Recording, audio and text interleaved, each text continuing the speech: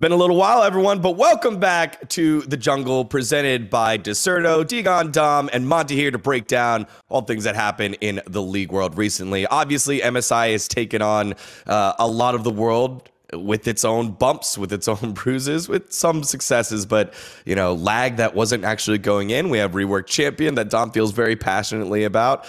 So let's hop right on to it. MSI, Monty, it's been quite the show. Yeah. Okay. The show of shit, as some might say. I abbreviate that to shit show most of the time. Yeah. It has been relatively predictable in terms of results. This playing stage wasn't so great, as well as the only thing that was that unpredictable was the ping on the tournament realm that the players were playing at. That was the only unpredictable thing about this event so far. The players were saying it felt more than what was being put on into, and you know, there was no response from Riot right away, and they're like, I'm sure in the back end, and it was like, hey, you know, definitely not. Our stuff couldn't break until they realized, oh, actually, the ping is somewhere way higher, Dom. Yeah, I mean, it's super weird, and then I think that just already changes the tournament. I mean, the idea that then you just like remake the games and it's like fair. I mean, there was a bunch of questions. I got into it with people on Twitter, as always, with that. I'll get into it with you now, because I think it's the correct decision to make to replay those games. Yeah, I think so too. I think it's the correct decision, but I don't think it's a fair decision. I think that those things are different. I think that there's no way that it can be fair that RNG has to play 3 extra games. And this is under the assumption from what people said, this is under the assumption that the same way that if a bug affects you in game, the team who's affected by the bug gets to choose whether to play through it or whether they want to remake. You would assume that the same rules would apply here, where if a team actually won and they were the team that was under like the negative circumstances, they would get awarded with a win. So pretty much RNG played 3 games while the enemy team was admittedly lagging, but were they lagging hard enough to the point where like the results just were completely invalidated? They're just ping spiking all over the place. It's just like, if that's how bad it was for fucking everyone, literally just fucking cancel the whole tournament. If it's that bad for everyone involved, then you're not even playing competition anymore between the teams, right? There's no point of the tournament because what we heard happened was that this was actually happening on the server for everyone that was actually at the studio. So the idea then, but the difference is, okay, so hold up, let me address that first point first. I think what was happening was that they had, RNG had 35 ping. The reality of teams that were playing on site was more like 60 to 70 ping. So I don't think it was spikes so much as just a latency difference between RNG and the other teams. So therefore, the other results would have been 2 teams playing on 60 to 70 ping, whereas the problem with the other results was RNG was at 35 and their opponents were at double that. Yeah, so if it was a consistent ping, so this is what's like I've been hearing different things about that hasn't been made completely clear. Was it just that 2 teams were playing on the same ping, but it was an inflated ping, so they're both playing on 60 ping, but it was a stable 60 ping? Or was it that they were spiking between 35 and 75 ping like consistently, like they were just at random intervals spiking, and there was no predictability as to like when people would spike and when they wouldn't spike? If it is just a standard ping, then I feel like there's actually a solution to that would be more fair towards RNG. Like, I think that the idea that RNG, sure, they have an unfair advantage in those games. The fact that then they have to win 3 games that don't count with an advantage, like the idea that you would just win those games no matter what the skill level, I'm not 100% on board. Like, I would love to see T1 play on unstable ping versus a 35 ping A's gaming in Group A and see if like A's is going to suddenly win because they're on less ping. Like, I don't think that the ping is going to matter that much, right? Like, I don't think it's the determining factor, the single determining factor whether you win or whether you lose. So sure, but the problem is that it's the tournament operator, in this case Riot's, job to provide the even playing field for teams. And when the tournament operator fails to provide the even playing field, then the games must be replayed. And it had it gone the other way, right? Had RNG had the higher ping and they won those games anyway, there wouldn't have been regames, because they would have given RNG the option to replay those games, and then they would have just said no because they won them all. Sure. I mean, so then it gets in. So like, this is why I think that it's not a fair solution, right? Like, I think that a fair solution would be then to have RNG play with inflated ping versus this team. So whereas, so like you look at, I don't know, like what you do to do this, you connect to a different server, you have them use whatever fucking tool, you send it to RNG, you make RNG. Two wrongs don't make a right, Dom. Well, I mean, it's not about making it right; it's about making it fair. Like so, having to but see, games. the problem with that is you're trying to create an even situation for all teams at the tournament. So in that case, they would have had to apply those same rules to the second round robin with, you know, every other team potentially. You have to understand the goal of this was to create an even 35 ping environment. So they have to replay those games so that everyone is playing under the same conditions. Like, I understand in this one instance why you might think that, but it also has to apply to the playing field that everyone else is playing on at the same time. But I mean, you'd assume that they would correct it for the Rumble stage, right? So then it wouldn't be necessarily applicable there. Like, that would only be in the case that now RNG is like still having some type of a ping advantage, which, like, the whole thing, I mean, look, I don't know what you do in this situation. Look, the most logical thing to do is actually to replay all of the matches that were played on 70 ping, if I'm being real. Because even though teams had the same disadvantage, again, it's about the environment. So, you know, the teams played half their matches on 70 ping, and then the second round robin was played on 35 ping, right? Even when the ping was the same. So realistically, you probably should have replayed every match in the first round robin, but they're not going to do that. So I think as far as practical solutions go, this is a good one. Sure. I mean, I think that part of the reason why people don't care is because RNG is like so much better than these other teams that it's like, oh, they're just going to 3-0 them again. Like, oh, they're just going to 9-0 them if they have to. They're going to fucking 15-0 them. They're going to 30-0 them. They're going to fucking 90-0 them if they have to. Like, they're just that much better. They're in a class above these other teams. So I think that's part of it. But like, sure, like I don't think it's RNG's fault, it's the tournament operator's fault, right? I don't think it's the other team's fault or anything. I just think that the result is, like, if you told me, right, and I was playing a competition that I just had to fucking play 3 games that didn't count against a team. They get to fucking scout all of our drafts. They know how we play. They get to, like, who do you think is learning more from those games, even if you nullify them? The team that fucking loses to RNG is always going to be benefiting so much more from having these extra games, these extra, and like, sure, if you gave me as a competitor, when I was a pro player, you gave me 3 games at the beginning of a tournament, like, hey, your first 3 LCS games, they matter for the enemy team. The enemy team has to beat you. You're going to be playing on fucking like higher ping, but you get to just see what they do. You get to play those games. And if, hey, you win any of them for some reason, suddenly those count. Like, okay, sure, I'll take that every single fucking day. It's definitely like an unfair advantage. So, I mean, there's a bunch of things. Number one, RNG shouldn't even be at the tournament, right? Like, realistically, they should have just, if RNG wanted to compete, you would have to just have them play on 35 ping and everyone else play on stable ping. I think that's the most reasonable solution. But the realistic situation is that China has been so fucking dominant over the last 4 years in League of Legends that you can't have an international tournament without China.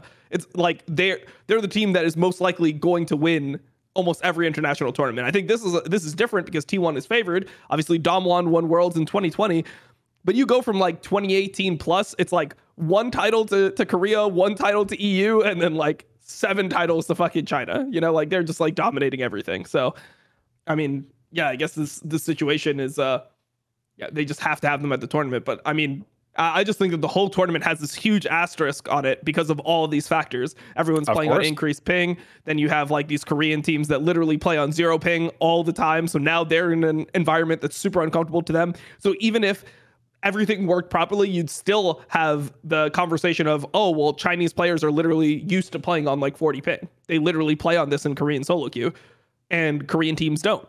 So they have natural advantage there, even if everything worked perfectly. So I just feel like the whole situation is just really weird, but I completely agree with RNG's statement that it was an unfair result to them. Like, this part of it was an unfair result to them.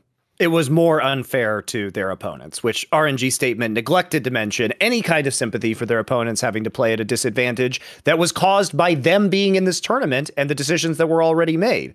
Realistically, RNG should have been forced to play on ping. Everyone else should have just played on the natural ping to the local server because RNG couldn't show up, and that's the penalty for not showing up. I get that they can't show up, but there's no reason to punish 10 other teams because RNG, the government of the country in which RNG is located, prevents them from attending this tournament. So they got to suck it up. And I agree, you cannot have this tournament without China for business reasons. Like 90% of the viewership would go down the toilet, basically. And it wouldn't be a legitimate result because it wouldn't be a competitive event, even though G2 does look pretty good right now, and maybe it will be competitive. We will wait and see on that one. But fact of the matter is that people don't understand that this is the fundamental flaw with the format of MSI, which is that if a Chinese team or a Korean team does not attend, it's not a good event anymore. And when you put that much competitive integrity in the hands of a single seed or a single seed from 2 regions, it's broken. It's broken because they can dictate the terms of the event, which is exactly what the LPL team is doing right now, in order for it to not be a good event or a fair event, or a reasonable event. And we have to introduce all of these, we have to bend over backwards and introduce all of these solutions, because if they do not attend, the viewership goes in the toilet and it's just not competitive. That is a bad format. That is a fucking bad format. You cannot have that much power in a format go to the teams. Now, if a Chinese team, if one of the seeds from China didn't attend Worlds, it would still be okay. If all of the seeds from China didn't attend Worlds, it would still be an okay event because it would be competitive between the Korean teams that were attending and maybe the odd European team or 2. Would it be a worse event? Yes. Would it still be compelling to watch that event? Also, yes. Right? But the problem is the Chinese team doesn't attend, or if the Korean team doesn't attend MSI, it is dog shit. Yeah. And that's the problem with the format. I agree that it was that like the other teams having to play on ping, if the results stood up, then it's definitely like unfair for the other teams, not unfair for RNG. The point I'm making is that at the end of the situation, the result is it's unfair to have to play 3 games and be required to win those games, even if the enemies are lagging. Like, that's the part that I think is unfair. Like, I would never want to, like, if I was RNG, I'd be fucking pissed. I think any player that it's like, so I just had to win games just so that they get a remake. Like, how the fuck does that ever be fair? Here's the joke, Dom. Here's the joke. What would have happened if RNG refused to play the rematches? I mean, I assume they would just get kicked out of the tournament. I don't know. I don't think they would. I don't think they would have either. I mean, I don't think they would. That was your competitor brain, Dom. Like, well, no, I mean, agree. It's just based off like reading between the lines. It seemed like their options from Riot, based off like what the head coach said in his statement, was we either replay these matches or we drop out of the tournament. It seemed like those were the only 2 options that were considered. Didn't seem like there was any option of like maybe we just. I believe that is what Riot told them. But I also don't know what would happen if they actually tried to play a game of chicken with Riot. Because Riot already, this is the problem again with the format, is that Riot already bent the rules so much. Where is the fucking line here? And this is why this is the very fundamental flaw.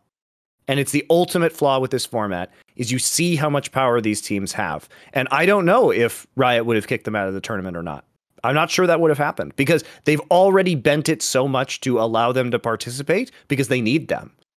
Now, would it be worth the backlash potentially from the fans? I don't know. But I think it's an interesting thought experiment to seriously ask ourselves what would have happened if they refused to play in these rematches. And I think the answer is Riot doesn't kick them out because they need them for the viewership, and they need them to make the viewership numbers are already way down from last year. It's dropped about 37%. Yeah.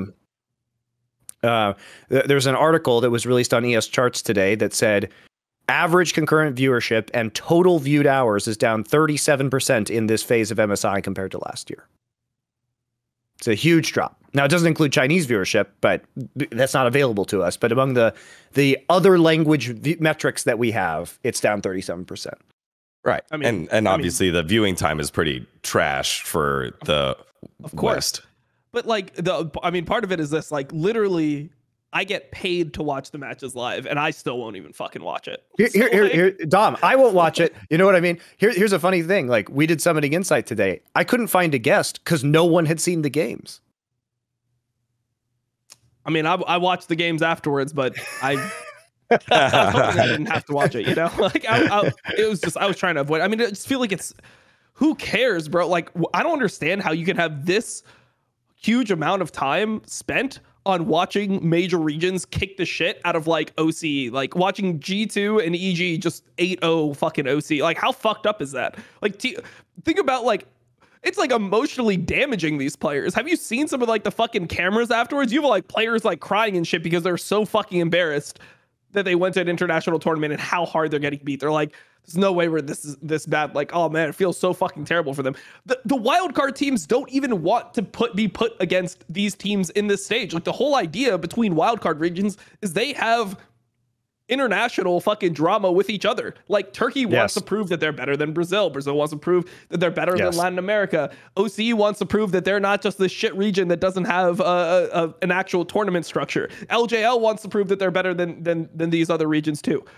All those teams want a tier list of who's better than who at the end of the day, so they can pride their region on it. But we don't get that in this tournament. We get It's like, okay, I guess Brazil lost one less game than Turkey lost. I guess Brazil's better. But we don't get a best of 5, which actually would be fun to watch between those regions. I would watch that. You know, I'm not going to watch Team A's get blasted by T1, but I would watch like Brazil versus Turkey in a best of 5. 100%. It's not terrible. We watched it literally last year. We watched it last year during Worlds in that first section where they do like 4th seed versus 3rd seed. Like those are fine best of 5s.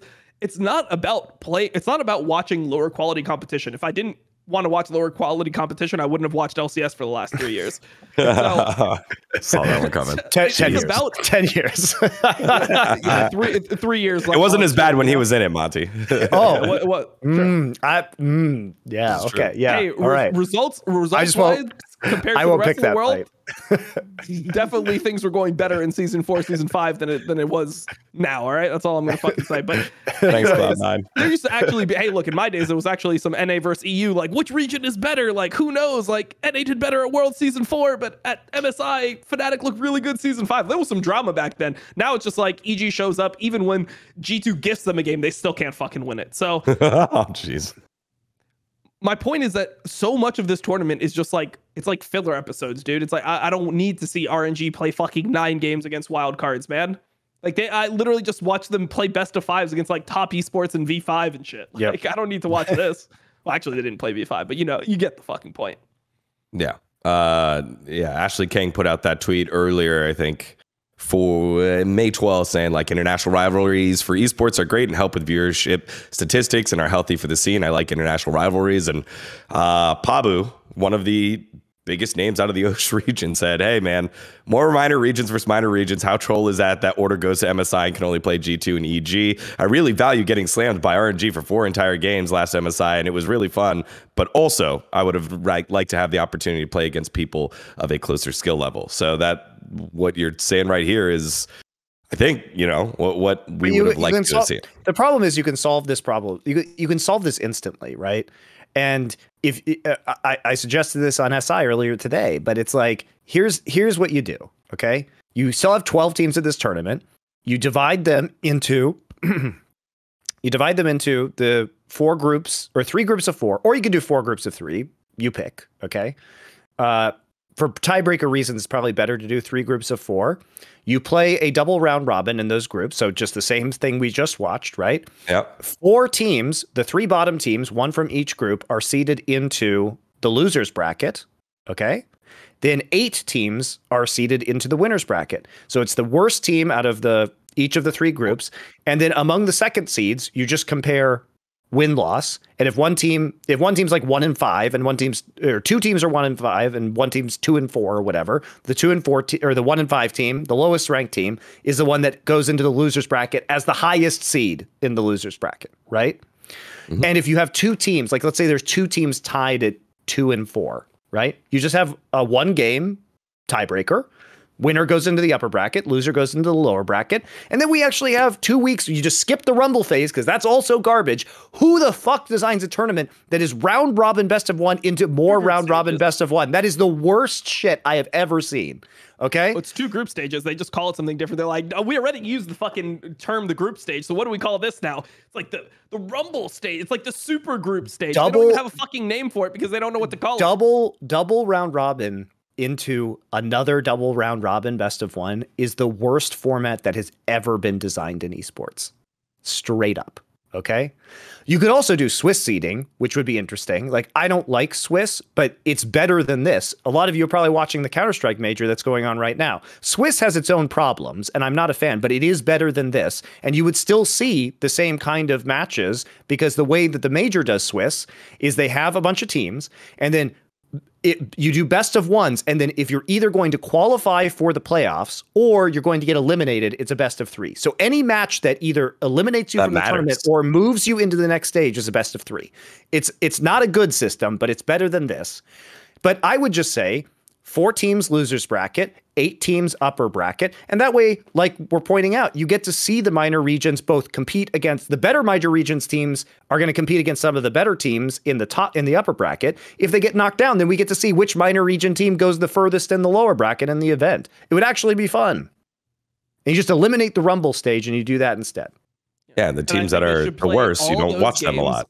You should play all those games on like 70 ping just to like make sure that the play is even. You know, some of the minor region players, they like to play on better servers, but you know the servers are further away. So you have like Vietnam playing with like 70 ping. You got like OCE sometimes like they're playing to like with like 100 ping to like Garena and shit. Like you got. I think you should be able to pick your ping for comfort level. So if you're used to playing on 70, they can artificially put your team onto 70.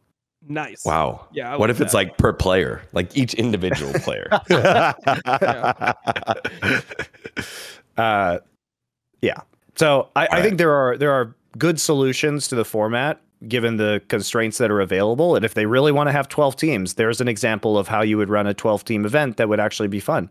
In fact, if you want to, if that's too many games for a 12-team double limb bracket in 2 weeks, which it's not, you could do it. But you could also just start this event by seeding the teams and then just play that bracket and not even have any. I know here's a revolutionary thought for you, Riot. When it comes to international events, what if you just didn't have a group stage? What if it was just a bracket? It's just a bracket. But Monty, what about all of the games that the minor regions aren't going to get to play as a celebration of them winning their league? We should be able to see them play. You will see them play. I think it's reasonable. Like, you seed the minor regions. Like they really enjoy it. Like, I'm sure that like Order really liked showing up, playing its 2 major region teams, and then just getting absolutely fucking shit. I'm sure Ace was like mad hyped to go from Latin America, fly all the way around the fucking world, and then just get clubbed by T1. Yep. And then, esports fans are so mentally ill that they somehow are getting like flamed. Like you see like Dimitri like trying to, he's like, guys, like, I'm sorry for my performance. They're like, fuck you, Dimitri, go back to the Dominican Republic. It's like, come on, man. Like, he's just trying to play the game. Like, please, like, let him play versus T1 without getting fucking hard flamed when they get absolutely shit stomped. It's like, I'd rather see them get shit stomped than see them absolutely do nothing and like end up losing. Like, it's so crazy how this tournament actually ends up being with like a fan interaction. It's like the fans don't enjoy watching the tournament so much that they just find random people to like put into the fucking dirt, bro. Like Twitter is wild these days. I liked it in like 2013, but it was actually just fun and used for memes and posting content and not attacking people. And now it's just like death threats and shit. It's like, that's just how people get by on it. It's like, you would have thought that JoJo like said that like all European people were subhuman or something based on the reaction he got from like the European community. Like, just you look at it and people have no idea. They're like, dude, like if he wanted to like call out EU and then get shit on, like he deserves to be flamed. It's like, bro, no, the way it's supposed to fucking work is that like the pros are supposed to be like bantering against each other. It's supposed to. And then you just look at it and you're like, haha, that's funny. He's not serious. And you don't get so mad. It's not that hard. It's not that hard, guys. Dude, you think JoJo actually is just like going there? He's like, yeah, bro, like fuck EU, like fuck those people. Like he's just trying to build hype for the game. Like he's literally just trying to build hype, and people act like he's just like the he's anti-EU like Stalin or some shit. Like I don't know, it's crazy. It's so wild. All right. Well, with that was a lot of what was wrong with it. Again, the format, a lot of the backlash. It hasn't been one of Riot's great tournaments. Not that Riot has a long list of those, but and so as we take a look at some of the matches, we'll just take it as a big clump from the play-in stage, what are your big takeaways, Dom? Because obviously the results end up being basically where they were. You know, maybe there was a question coming into the tournament from a competitive standpoint that VCS sending their second seed team instead of their first seed team, maybe there would be something there, but not really. And other than that, it's just been a dumpstering by the top teams coming into the tournament. Yeah, I mean, I would say that obviously there's nothing to say about T1, RNG, and G2 because none of those teams dropped the game, right? Like they just pub stomped everyone else. I thought that EG would fare better, to be honest. I thought they would win like one game, just because G2 is generally a team that is like pretty inconsistent, especially in best of ones. Like if you watch them during the regular season in EU, they just have like a bunch of like weird games sometimes. So I think a lot of people are on the G2 hype train from them winning 12 games straight, and they just like refuse to acknowledge the fact that, you know, they performed a lot better in playoffs than they did in regular season. And they still had that monumental throw in the second game they played, which I just thought that would be like a game that EG could win. I was actually really surprised that somehow EG looked even worse by having that game become closer, because not only are they like too bad to even compete in the early game, but even if G2 gives them a massive advantage and there's like no way for them to lose with their comp at that point, they can still find a way because they're like that.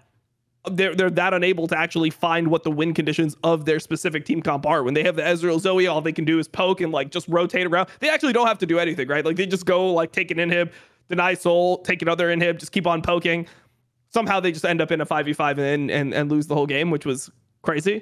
But yeah, I mean, I guess like the only things that were shocking were, I guess, how much better for me. I just thought that like G2 would drop one game. I thought it'd be like 3-1. To EG instead of 4-0. And then I also thought the VCS team was actually surprisingly interesting to watch. Like I actually liked watching the VCS team. I thought that they're fucking insane.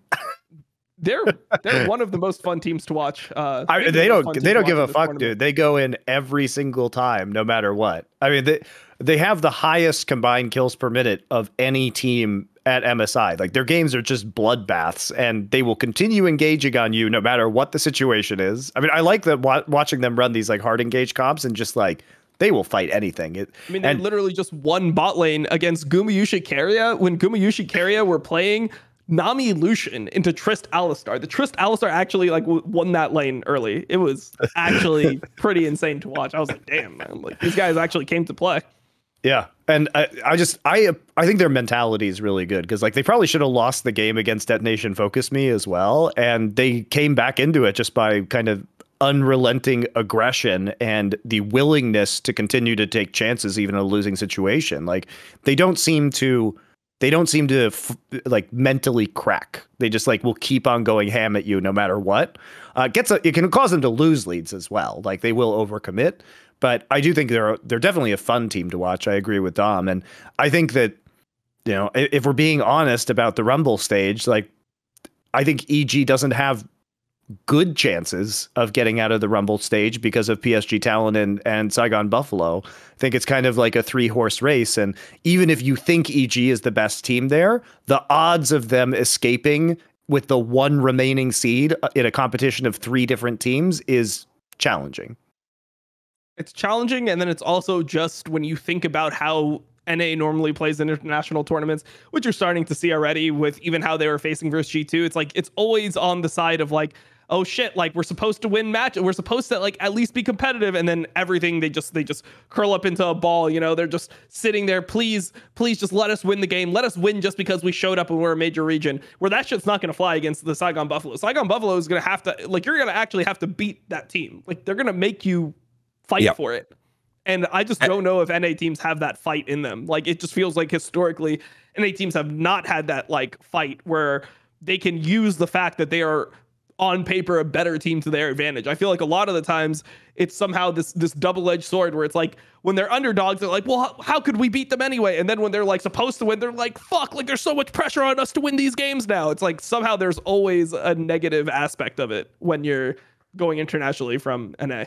Yeah, and I love that point because Saigon Buffalo, for me, looks like the quote-unquote minor region. You know, they're considered a major now. But, like, that is what you want your lower, lesser-skilled teams to look like. A team that finds something about them and then just fully doubles down. They're the aggressive team. They're going to just go ahead and fully be aggressive and take their one shot. And if they're going to win, it's going to be through that. It's not going to be through necessarily superior draft or superior rotations or whatever. It's going to be, hey, can you deal with this pressure?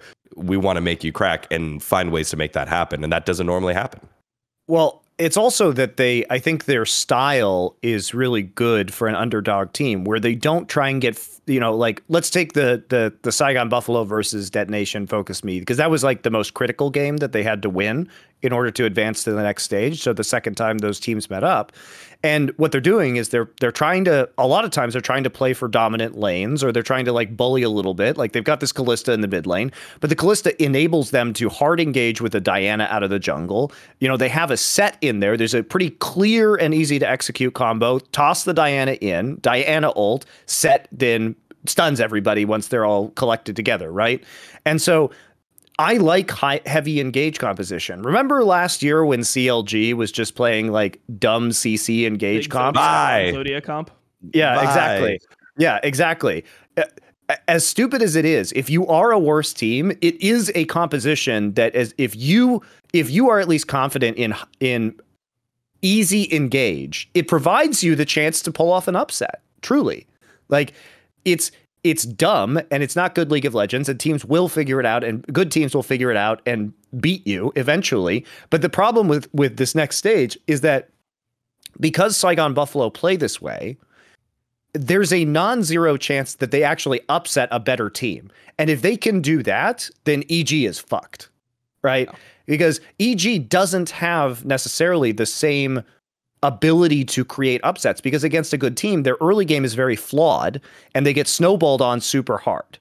And so then they're like, well, we better just hope G2 throws at Baron so we can erase this 10,000 gold lead. And their strength is in the mid to late game when they have some decent team fighting. And yes, they can come back from deficits, but I think that's a less reliable way to beat a truly good team than it is to just go ham on them with weird picks and heavy engage like the Buffalo do. Yeah, well, I mean, I think that the thing is, like, when the team is drafting in the way the Buffalo do, there should be, like, a stylistic comp that you can run into this, right? Like, so the idea of League of Legends is supposed to be that there's, like, 3 main team comps that all kind of counter each other, which is, like, this hard engage team comp that VCS plays.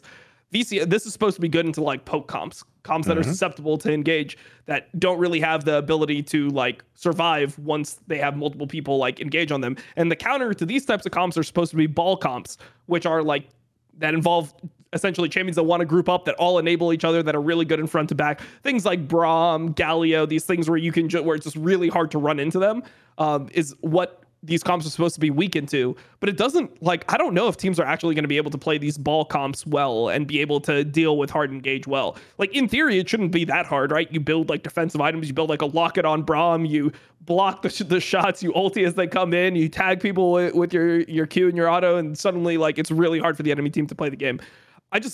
I feel like other teams don't really identify this, and it might just look like NA teams are just trying to match fire with fire, where I just don't think that that's the way that you're going to beat the Buffalo. I don't think that, Danny and Vulcan, who already had, like, a ton of laning problems, even domestically, are suddenly going to be 2v2ing this Saigon Buffalo bot lane, that it feels like they just understand how to play 2v2. Like, they know when their kill timings are. Bro, if they're solo killing Gumayusi and Keria, I don't know if Danny and Vulcan are going to be able to beat them in lane. I think Danny and Vulcan have, like, advantages, but, like, those advantages are in the, like, mid to late game. I think that Vulcan is smarter around the map. I think that Danny's better at team fighting.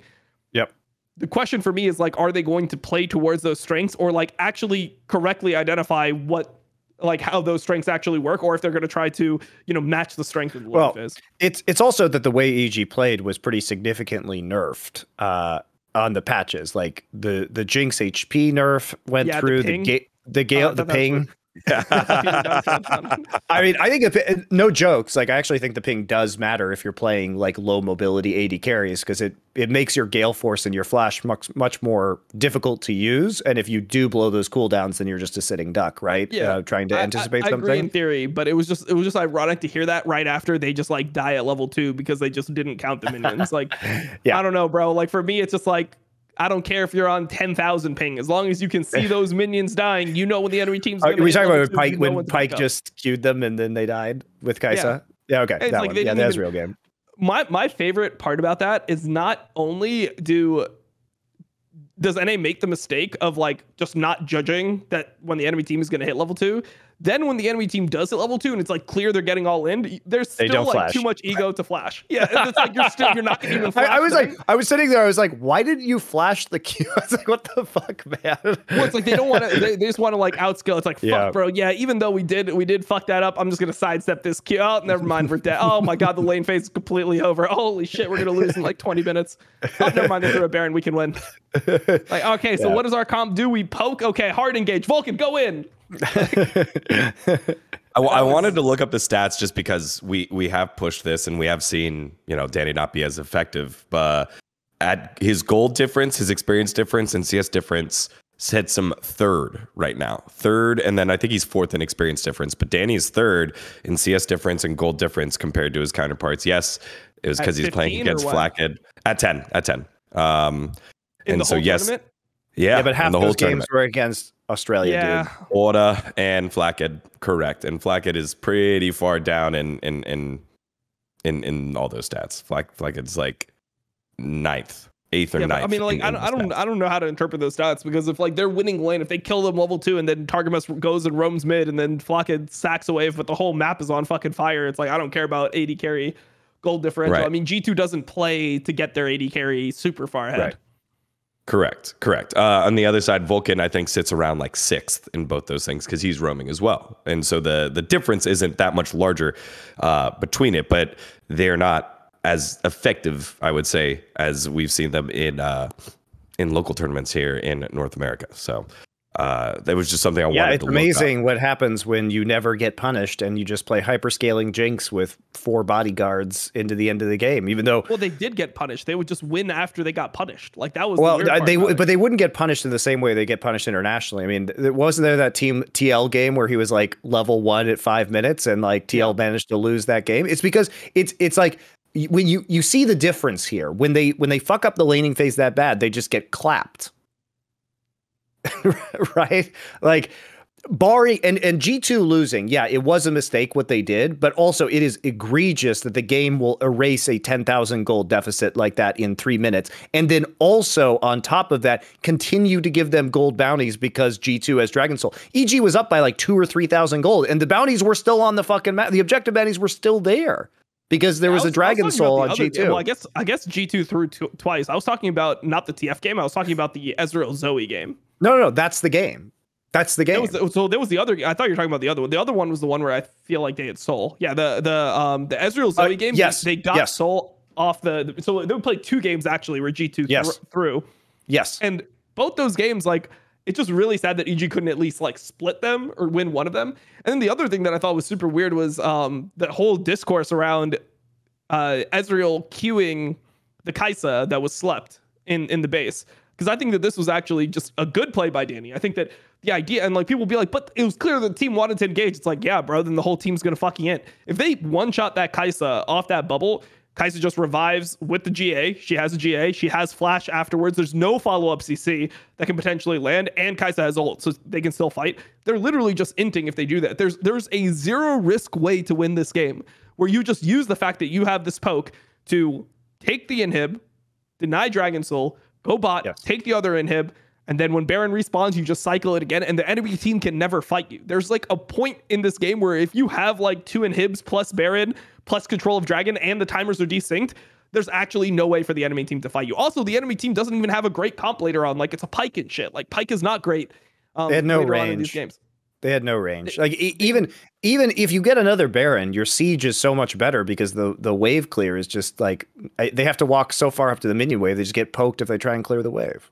Yeah, I mean the problem with G2's comp at that stage in the game, G2 should have won the game, obviously, right? But the problem with G2's comp, if they ever throw like that, is that there's only one way that they can actually get a fight started, which is Camille Galio. And the Camille Galio, it's just too obvious, right? In a pro game, people are going to be waiting for that. Like, if you just only have to worry about one form of engage, one angle, it's really easy to play around. What becomes difficult is when there's multiple different things going on, where you have like a Nautilus coming in, and then you have like a jungler that enables that too. And, you know, there's a huge clusterfuck. The Graves is essentially useless in that game past a certain point. Graves is insanely outranged by Ezreal Zoe. There's no way for G2 to actually fucking win this game. It's so frustrating watching that game because it's just like, damn, bro, like what game could we actually win? What game is NA actually going to beat G2 if those are the four that we see?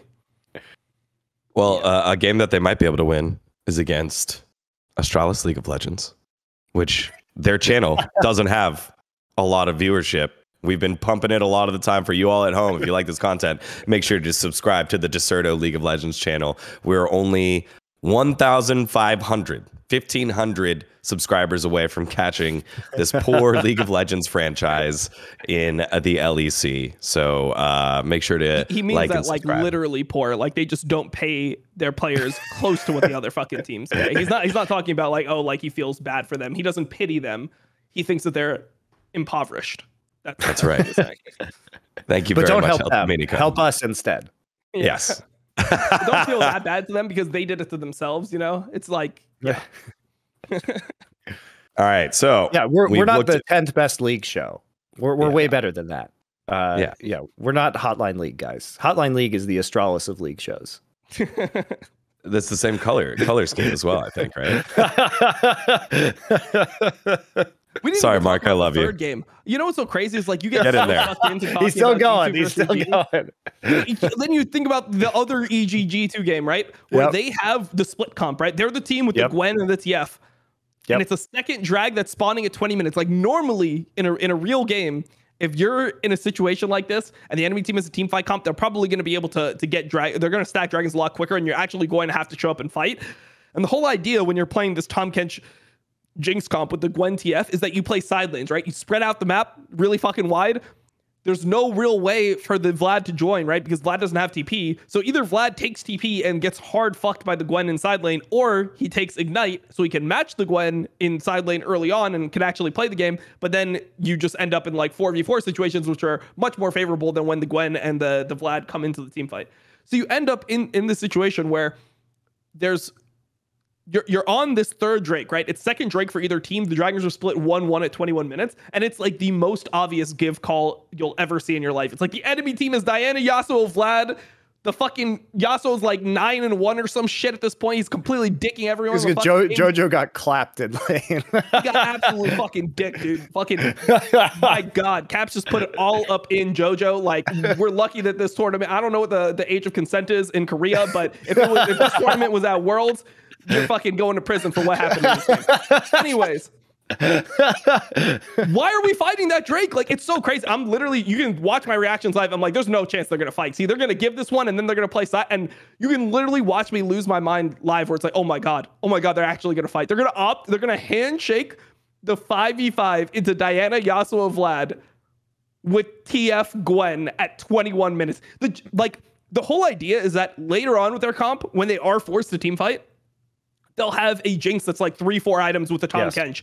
And the Jinx can like solo carry a team fight. Jinx gets that fucking strong later on in the game where you don't actually need to have like that many people around it. You essentially just need the Tahm Kench to peel the Jinx, and the Jinx is going to fucking carry that whole thing by themselves. And like Gwen can absorb more space later on in the game once it gets like Zanya's, all that stuff. They actually fight the second Drake. I can't believe it. I think why they did that, Dom, is because G2 actually kind of threw in the early part of that game by giving Jinx a couple stupid kills early on. So I think that they thought that the Jinx was far enough ahead already to fight that. Now, I don't think it's a good call, but I think that if the Jinx had been not in an advantageous position, that they would not have fought that fight.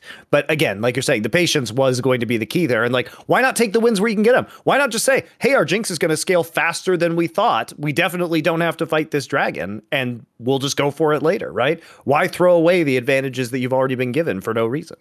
Yeah. I mean, the thing is, like, I feel like that is one of the most like obvious learning experiences you can have in a game, because it's not like the fight was even close, right? It's not like you could even kind of like do that backwards logic that pro players do, where they're like, yeah, the call was bad, but if you like look at the micromanaging of this situation, we could have actually won this shit. Like, I hate it when they do that.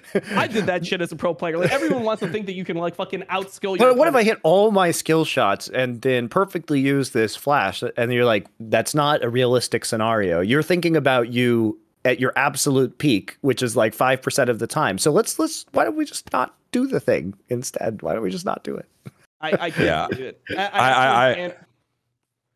I went back my and watched God. your clip, Dom. I went back and watched your clip. You were begging. You were begging EG not to do this. I was You go, pleading. I was please, on my fucking please knees. don't do Not this, the same way EG. that Please JoJo don't was do on this, his EG. knees Okay, let's see earlier it. in Let's the see game. this team fight. Okay, all right, they're dead. Like it was that bad. What do you want me to say, man? I'm watching the game. I don't know what to fucking say. I'm like, please don't fight, man. Please don't fight. This is their best situation to fight in. They're so fucking ready for this. Think about Yasuo as a champion. When does Yasuo become its strongest? Shield bow IE. That's the biggest fucking spike you get in the game. Like, sure, Yasuo gets like stronger on Death Dance and all that shit. But Yasuo being on IE shield bow in this fight, JoJo doesn't even, I don't even know if JoJo has this rapid fire cannon. JoJo was so far behind. He did. JoJo barely has his rapid fire. But the whole point is that like you have a stopwatch on Viego, you don't even have your GA completed. The Gwen is literally on one item, just Riftmaker. And Danny doesn't even have his third item yet. He doesn't even have his IE. So it's not even like he's far enough ahead where he's gonna carry the fight. I mean, you have such like it's such an obvious time to give a Drake, and they're just handshaking it. Because for some reason it's like they feel like they have to fight. Like they're like being pussies if they don't fight or something, or they're bitching out of the confrontation. Like, no, dude, just play smart. You can set the situation. You should know that you're giving this Drake like 3 minutes beforehand. There's nothing happening for that. And what should they be doing? They should be setting up top wave. They should be saying like, we're gonna give this Drake. The enemy team has 0 TPs, right? The enemy maybe they have a TP on Nautilus. Enemy team has no TP on the people that matter. No TP on Vlad, no TP on Yasuo. You just send your Gwen top, you have the TF hover him, you get a tier 2 for the Drake. Boom. And you just keep on playing the macro, you keep on playing side lanes, and then you try to force fights where you have numbers advantage. That's the whole point of TF. TF sucks in 5v5s most of the time. I mean, it can be good in 5v5s if you have enough damage to just kill every single target that's gold carded and the TF is super far ahead. But generally, you don't want to opt into that, right? The whole point is that you can play side lanes here. You can force odd numbered fights with your TF ult, and you can play around your later game power spike. You scale really fucking well in this game with Gwen and Jinx. Just use that to your advantage, please. It was so, oh man, it was so tough to watch. All right. There we go. Almost all the EG games broken down. We don't need to break down the game number 4 there. But I mean, that game was meaningless, so we don't learn anything from it either, right? It's just a meme game. Because another key factor of all of Riot's formats is you have to play a bunch of unnecessary games for no reason. They created this horrible system where it's like, well, after EG beat Order, I guess all of the remaining games in this entire fucking day don't matter. They still had, what, 3 more games to go? Yeah. And they just all irrelevant. All of them. 4 more games, I think, actually. No, maybe it was 3. No, it was 4. You're right. There's 4 more games to go that day. Oh, that's even You worse. are correct. Jesus. You are I mean, correct. the whole problem when you're watching these games is like, how can you have a group stage where it doesn't matter if you're first or second? Like 8-0 is the same as 4-4. How crazy is that? That even though G2 completely clapped EG, if EG like splits games with G2 and G2 like drops a random bad game, EG could just finish higher in this tournament. EG could just advance and G2 could not. Even though G2 could have won, like at the end of the day, they could end up winning like 2 or 3 more games than EG throughout the time they played. There's no advantage. There's no seeding, right? Like, what is the advantage you get from getting first as opposed to second in your group? Nothing. All right. Let's move on from our play-in stage and leave the past of 04 versus EU in the past. And now, as now we all know, right? Come on, there's still a chance EU. to go 06 versus EU. It's not over This is yet. true. This is true. That would be really depressing if it literally in the 12th season of League of Legends, NA can't even win a game against their rival. Like, even if you're terrible compared to another team, you could normally win a game. I mean, like, look, fucking like Astralis got a win over like Rogue when Rogue was 9-0. Like, if you're like in the same fucking league, you should be able to win 1 out of 6 games versus a team based off just like pure RNG, you know? Some shit happening where you just end up getting a free win. But yeah. No, apparently not. That doesn't look like likely to happen here, I would say. But all right, so our play-in stage closes. All of our lowest seeds get knocked out. Detonation, Focus Me, Team Ace, Red Canids, Istanbul Wildcats, and of course, Order get knocked out here. And we move to, I guess, you know, double round robin group stage version 2 called Rumble Stage.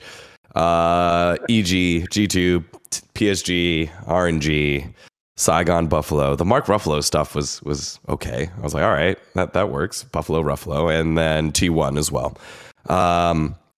Let's go to the top because we just haven't really talked about them too much, and I know that we haven't learned a ton from the group stage. But who you got coming out on top in RNG versus T1 when we take a look at these two squads? I think it's hard. T1. I think it's hard to tell. I think probably T1, but these teams are. I mean, they're going to be good games between these teams, as we know. I think right now, what tilts it in favor of T1 to me is that I really do not take the group stage seriously because I don't think that any of the good teams are showing picks. I don't think they're showing set plays. I don't think that they're playing 100%. I think Gumayusi's been trolling. But with all of that said, what did impress me, at least for RNG, was that their early game looked better. It looks like the meta has kind of shifted in their favor so that Wei can't int away the early game anymore. So that was an encouraging sign. Gala has been extremely good. He has been doing 32% of his team's damage. He's an amazing carry condition for RNG, and their late game team fighting remains very good. So there are scenarios I feel like where RNG can absolutely win this event. The problem is that, well, I do think, I don't know if it's a problem because I do think the meta is like moving back their way. So that's good. But I think they have fewer ways to win. I guess watching T1, they have an incredible balance of carryability, let's say, who can carry this team. They distribute their resources very evenly. Faker's playing a very low, both Faker and Yahoo are playing a pretty low resource style of mid lane at this tournament so far. Most of the resources on the side of RNG are going to Gala, but it's more evenly balanced on the T1 side, and Owner's been having a very good early game throughout this tournament. So I would say T1's strengths are playing around Owner and Korea and getting early game advantages and having very solid kind of mid-game lane assignments and macro, as well as the opportunity to carry from a variety of positions. The weakness would be occasionally throwing at major objectives in the mid to late game, and Gumayusi face-checking bushes or playing stupidly, which, again, it could be he's playing badly, or I would say the likely is he's just disrespecting his opponents. Whereas RNG, I think they don't have quite as strong of an early game, but if it comes to even states where they're team fighting or Gala getting fed out of his mind, that's how they win. So I would just say those are the two ways that these teams are likely to achieve victories. I prefer T1's approach because I think it's more consistent. But in best of ones, even in best of five, I think either of these teams are capable. I'd still tip this tournament T1 probably like 60-40. Yeah, I'm similar. I think that T1 is just like, so when you think about what T1's biggest strength is, which is their like first 8 minutes into their Herald, that is actually RNG's biggest weakness. Like RNG is so fucking bad at it. But they look better. They look better so far. Yeah, they looked better because they're playing against worse teams. Like you look at some of the decisions that they're ending up in, and it's like even some of the heralds that the enemy team does that are complete int, they even end up going like 2 for 2 on, where it's like RNG still finds a way to almost lose the fight, or they don't know that the AD carry is rotating along with the support. They think just the support's going to be there. So there's always these issues when you watch RNG play where you're just like, yeah, I mean, there's going to be some heralds that I think they're just going to get aced on, and they're just going to get too far behind that they can't end up playing the game anymore. I think there are some benefits. I think RNG did get helped out by the meta, like you said. One of the huge things I think is good for them is the Gwen buffs. Just think it's one of Bin's best champions overall. And he was already playing it in LPL before they actually buffed it at all. So he's just somebody who's really practiced on the champion. He's one of the better Gwens. You look at a Bin Gwen and you look at an Impact Gwen, it's two different champions completely. So I think that's a benefit to them. And then also, yeah, I mean, we'll have to see how it is, but it seems like their bot lane is playing better so far on ping and lane phase than Carry Gumayusi are. Carry Gumayusi in lane phase, mainly just Gumayusi has just been looking really sus. Like, I don't know what he's fucking doing. I would say that's not just the lane phase. I mean, he was like face checking brushes with Jhin around objectives. He plays like melee range Jhin. Like he's a special one, that Gumayusi, and that's just what I think he is just playing in a cocky fashion. But if these trends continue in the next phase, then we can start to be concerned. Yeah, I mean, he's always been kind of an enter in the mid game for me. Like, he's just the type of AD carry who. That's why Korea has to play Thresh so he can save him. Yeah, that's I mean, how it's worked in the past. It's just that normally T1 isn't that ball. They're like super far ahead, and then Gumayusi will just walk up to a wave he has no business hitting mid lane, and he'll just start hitting it. The whole enemy team will collapse. He'll die. The whole team will get sucked into like a 4v5 fight. Everyone will die, but it'll still be okay because T1's just like better than other teams. I just don't think that's gonna fly if they don't get the early leads versus RNG. So they do have to beat RNG early, I think. It is really actually hilarious to think about Gumayusi being related to innovation in StarCraft, because innovation in terms of a play style was like, he was like a macro, like he was just such a technically perfect player. You know what I mean? Like very low risk. He would play this kind of conservative grinding style to like incrementally win games. And then Gumayusi is just like doing the most balls out, flamboyant, like ridiculous plays. He's a very, very different style of player to his brother, and it's funny to see like the polar opposites within that family when it comes to esports. That's the little brother approach, isn't it? Isn't that? I feel like that's kind of how things are. Well, I mean, yeah, I mean, I don't know. We'll see. I'm with you though. I think it is T1 favored for sure. I mean, I think that this is why the tournament feels kind of lame, though. If RNG wins, they can't win, right? Like, even if they win, it's just going to be like, oh, well, they won because they're used to the fucking ping. So even if RNG wins, it's not like LPL actually gets to enjoy the victory. And if T1 wins, it's like, yeah, of course T1 is going to win. Best team in the world. LCK dominates. That's the other problem is like, yeah, there is no winner here. Like, if anybody wins but T1, it's going to be a fucking scandal. So. Yep. And if T1 wins, it's also not going to feel good because they didn't beat them on LAN. Yeah, they'll be carrying that reasoning, we'll call it reasoning, all the way up until Worlds, where hopefully everyone will be on LAN. Any world where right now it's, you know, T1, G2 there, or T1 and RNG at the top, G2 clearly here in the middle, and then you got the chunk of 3 there afterwards. That's pretty much what it is. You said earlier, Monty, that it feels like a 3-horse race, a 1 in 3 chance for EG to make it through. I don't think it's quite as bad as 1 in 3 because I don't think those teams have equal chances. Like, I think PSG Talon is worse than Saigon Buffalo is, and especially because I think they don't take as many risks, which makes it so that they have less of an opportunity of pulling off an upset, I feel.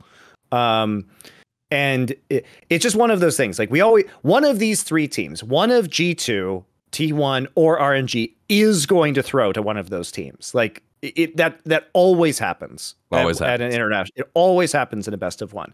So the problem for EG is if they are not the team pulling off the upset, and I think that they are less likely to pull off that upset than Saigon Buffalo are, then they have to be able to pick up wins in some other place in order to get out of the group stage. So there's a possibility we see a tiebreaker for that 4th seed. But even if you think that they are the best team of the 3 teams, they still have to overcome those other 2 teams, which probably puts their odds of making it out of groups at 50% or lower. Yeah, which would be absolutely disgraceful. I mean, EG, G2, RNG, T1, they just have to make it out of Rumble stage. Like the other, it'd be crazy if VCS, the second seed from VCS, not even the first seed that's supposed to be significantly better than the second seed, right? Like Gigabyte Marine's supposed to be way up here, and then Saigon Buffalo is supposed to be like middle of the pack, right? It'd be crazy if NA's best team can't even beat the second best team in Vietnam. Like that would just be like, it's just like how far have we fallen as a region? I mean, the Cloud9 didn't make it to playoffs last year, right? And I've said the same thing. I said that was like one of the worst performances for our region in the history of League of Legends. Like not being top 4 at this tournament is unacceptable if you're NA. All right, the gauntlet has been laid down. Do you think they make it out, Tom?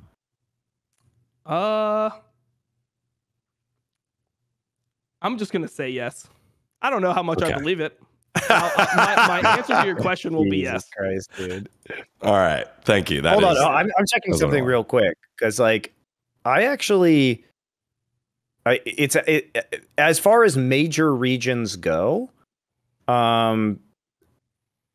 Yeah, there's only been 1 year in which all 4 major regions have actually gotten out of groups, and that was Team Liquid when Team Liquid did in 2019.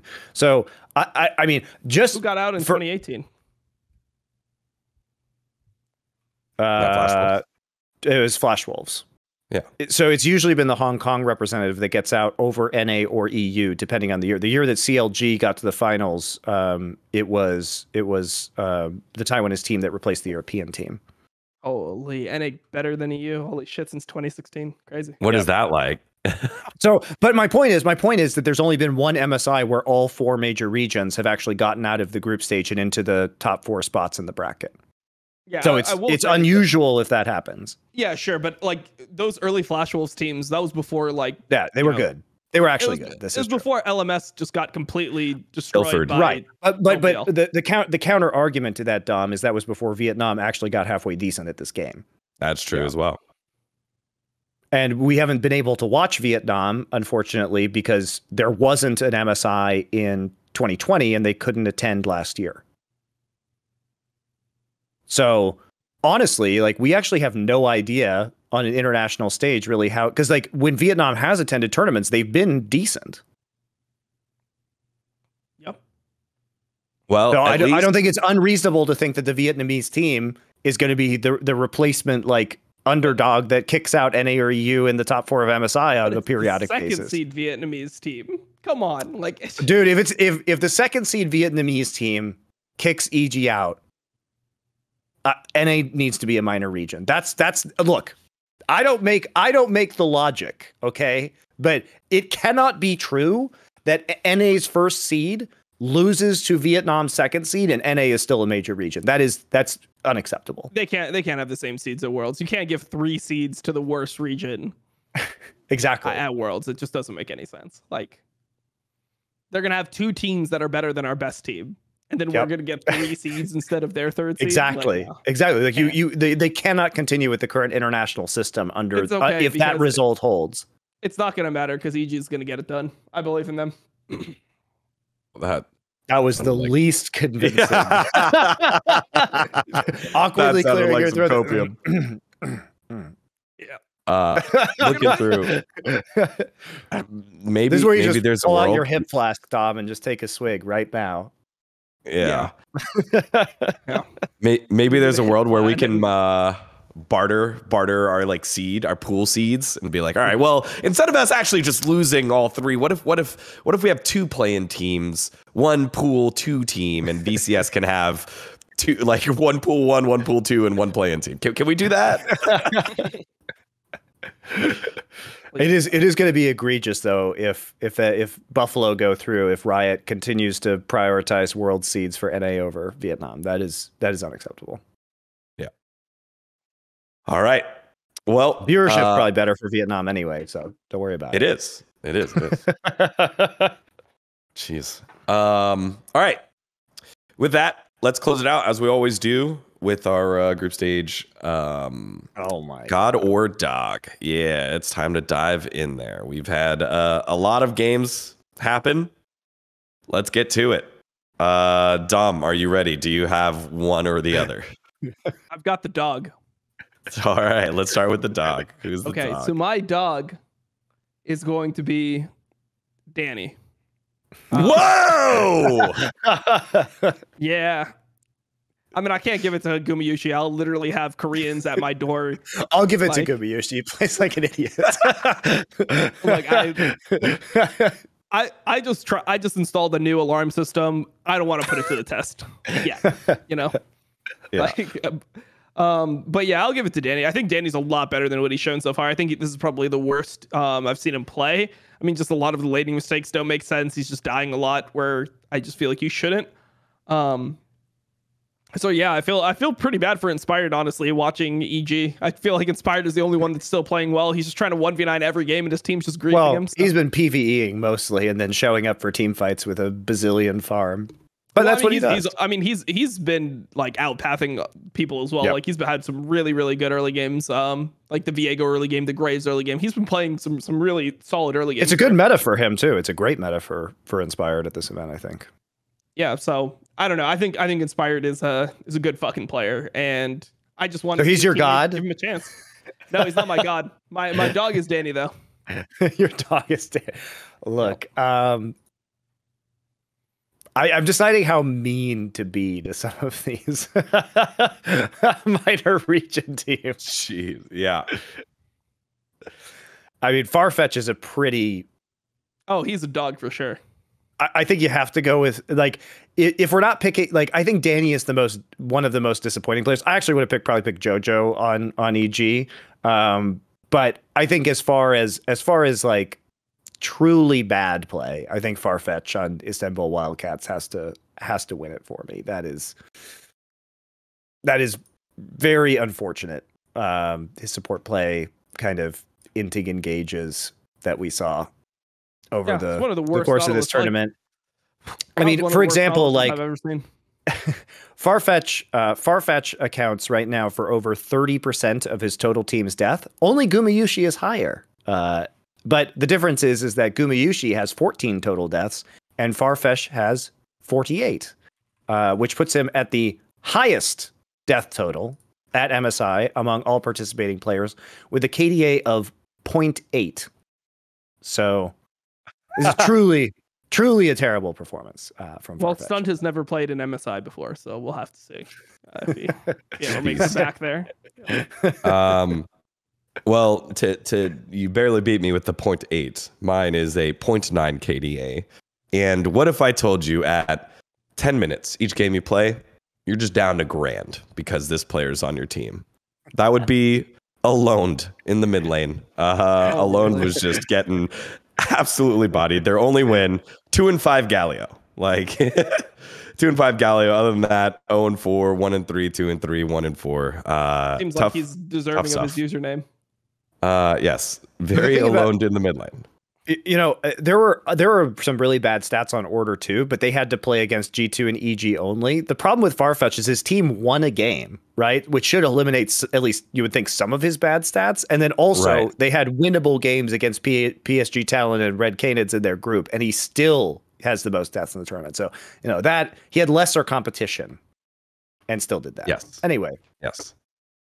I agree. That was my thinking too. They got to win. Again, then they focus me, right? No, 2-5 got carried to it. All right. Who do we have gods? Sure. All right, let's do it. Go ahead, Dom. I got Shogun as my god. Yeah, that's not bad. I like that. That was a good one. I think he did really well. I mean, bro, like a VCS play, like he was the win condition in almost all their games. He played a bunch of good games. Like the Kaisa game was good. The Tristana versus Gumayusi was impressive, even though they ended up losing that game. Like, I mean, he's just the fucking win con of that team. I feel like their top side is relatively weak, but their bot lane is actually good together. And I think he's the star of that. So he's been one of the reasons why I've been excited to watch Vietnam at this tournament.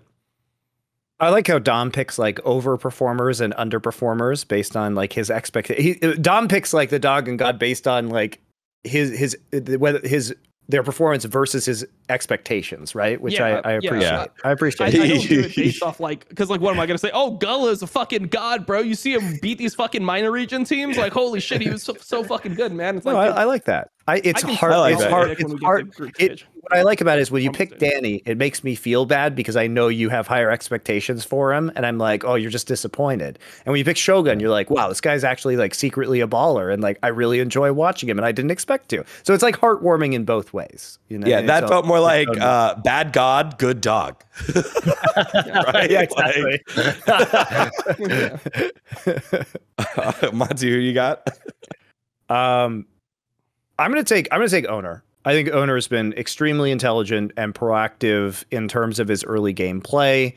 I think that a lot of the flashier plays from T1 have come from people like Zeus or Korea so far in this tournament. But Owner's been quietly like extremely good. He's an actual like carry threat on this team a lot of the time, especially in the early game. He sets everything up for them. Really smart pathing. I think he's been doing super well. Give me Yasuo. Caps is Yasuo. Caps kind of showing up and Caps has dumpstering been JoJo. fucking amazing. Like he has been what a delight to watch this guy. So that's a very good choice. I mean, his like outplays have been insane. Like really so good. fun to watch. It's everything that an NA player has dreamed of, except we're on the opposite end of it. It's like, oh, maybe no, JoJo this was my dream.